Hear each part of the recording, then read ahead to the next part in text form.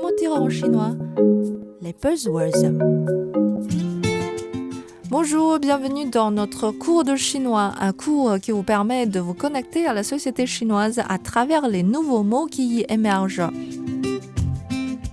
Attention, le mot du jour peut créer de l'anxiété neijuan parce qu'il fait référence à la concurrence féroce sur le marché du travail et dans le système éducatif.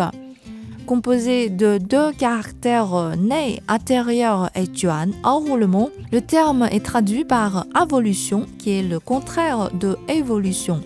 C'est l'anthropologue américain Clifford Geertz qui a inventé dans les années 60 le terme involution pour décrire le système agricole de l'Indonésie à l'époque.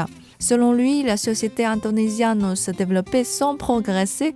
Les règles sociétales, les relations de location et les arrangements de travail sont devenus de plus en plus compliqués. Mais tous ces changements n'ont donné aucun progrès réel.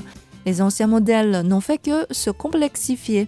Le terme a été ensuite repris par de nombreux intellectuels américains, allemands et chinois pour parler d'une fausse évolution. Le terme neijuan a été adopté dans la langue chinoise en 2020 grâce aux étudiants de la prestigieuse université de Tsinghua.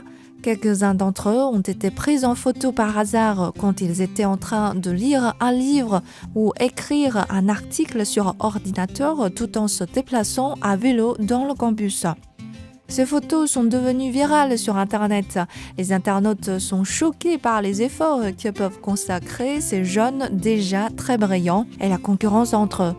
Cette concurrence n'a pas lieu uniquement dans les universités prestigieuses. Elle est aussi présente dans l'ensemble du système éducatif et sur le marché du travail.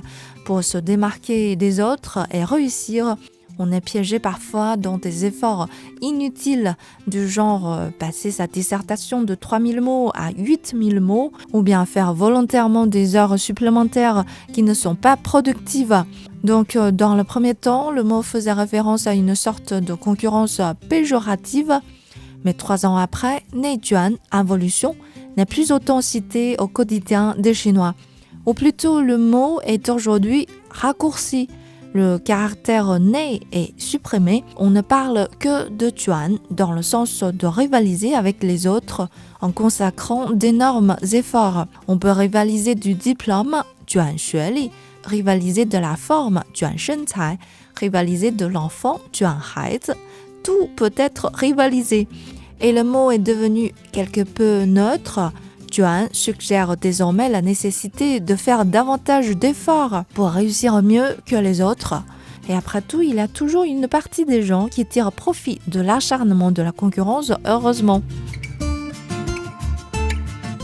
Voilà le mot du jour, neijuan, pour vous donner une idée sur cette culture hyper concurrentielle qui règne actuellement en Chine. C'est la fin de cette émission. Merci de l'avoir suivi. À la prochaine.